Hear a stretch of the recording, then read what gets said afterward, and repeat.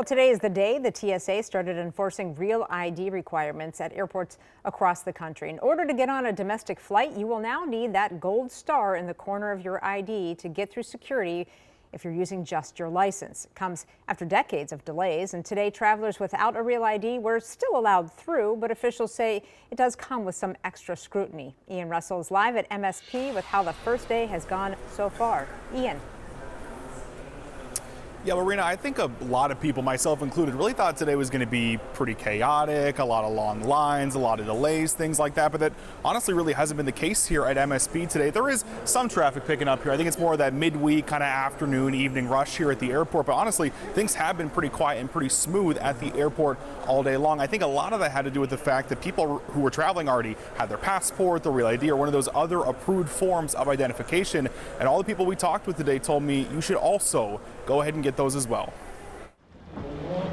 When it comes to flying, it's always best to be prepared. And after 2 decades of preparation, be smart for sure. You would have thought the folks at MSP were all seasoned pros. I was traveling for work and they said you got to make sure you have your real ID. I have mine, so I'm not pro.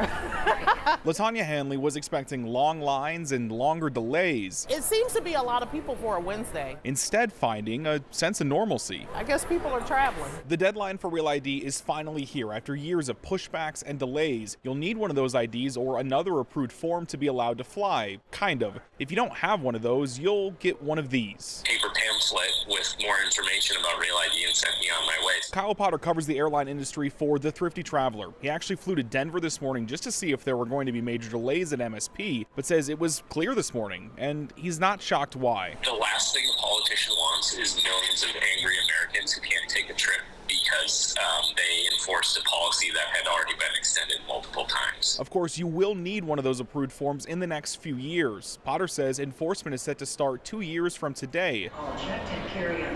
And while MSP might have been quiet on Wednesday, the message here is loud and clear. So I'd say, don't miss your flight. Go and get it. Don't play around.